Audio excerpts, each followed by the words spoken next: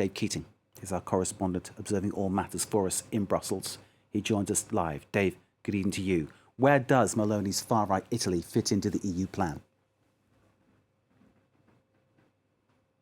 That's the big question that we're going to maybe get a hint of today. Now, Giorgia Meloni just arrived here at the European Commission in the VIP entrance behind me. As expected, her and Commission President Ursula von der Leyen just brushed by all of us reporters. They had nothing to say. And there is no joint press conference scheduled between her and von der Leyen, nor did she have one with the European Parliament President Roberta Metsola earlier. And there is none scheduled for her later meeting with President Michel over at the European Council. However, I am hearing rumors that Meloni may speak to us reporters on her own later on, perhaps frustrated that the EU leaders don't want to hold a press conference with her. It is a little unusual to have a brand new elected leader come and meet with EU leaders but not hold a press conference after those meetings. But that being said, this is an exceptional case. Meloni is, after all, the first far-right leader of Italy since the Second World War, and these are difficult optics for the EU president. Certainly for Commission President von der Leyen, she has expressed concern that Meloni's far-right government may erode the rule of law. And she said ahead of the election, where Meloni was expected to win, in response to a question when she was speaking at Princeton University in the US, she said that the EU has tools to deal with countries eroding the rule of law, and pointed to what the Commission has been doing with Poland and Hungary. That got a lot of backs up in the far-right political circles in Meloni's government. So the big question here is, are we getting a Meloni here right now in this building that's going to be on a charm offensive, going to try to reassure von der Leyen and others that she's not here to make trouble?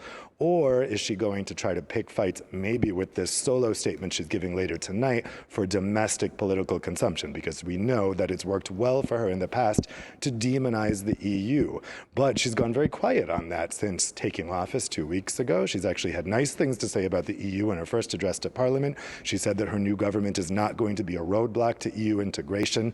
And so that language has really calmed down. That may be because she desperately needs the COVID recovery funding that the Commission can dole out and not dole out if they want to.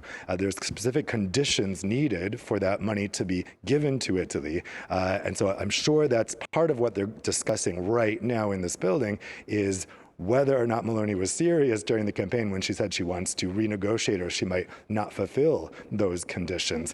The Commission has made it quite clear that's a non-starter. So that's going to be one of the topics. Then, of course, energy security is going to be another big topic. That is a problem that, of course, not just Italy is facing, but Italy is particularly vulnerable to security supply problems with the loss of Russian gas. David, as you say, a lot of matters are on the table, and we await that solo statement from Giorgia Meloni later. The EU, of course, is central to Brussels, but so is NATO as well. And, of course, the alliance very much involved in matters in Ukraine. And we understand Giorgia Meloni is set to basically endorse Italy's backing for NATO and for Ukraine. Yeah, there was a big dust-up about this, actually, within her governing coalition. Just after the election, there was around the same time of the election, there was a recording leaked from Silvio Berlusconi, the former center-right Prime Minister of Italy, who is propping up Meloni's far-right government, with him praising Vladimir Putin, basically blaming the Ukraine war on Ukrainian President Zelensky. Meloni had to come out with a very strong retort to that, saying that she disavowed any such talk, that she is a strong supporter of Ukraine, and that any such talk in her government had no place in her government, and if that came at the cost of not forming a government and maybe having to call another election, so be it. She's definitely going to reiterate that stance. Meloni has always been pretty strong on Ukraine. She is, after all, the head of the European Conservatives and Reformist group. That's a nationalist conservative party that's dominated by the governing party in Poland, which is extremely anti-Russia. She could not head that group if she was not anti-Russia, but there are members of her coalition, notably Matteo Salvini, the head of the Lega party, who has always adored Putin, and Berlusconi has also adored Putin. So what she has to reassure people of here is not that just she herself supports Ukraine and supports NATO and sees Italy's place in the Atlantic relationship. She has to convince them that her coalition partners won't blow that up.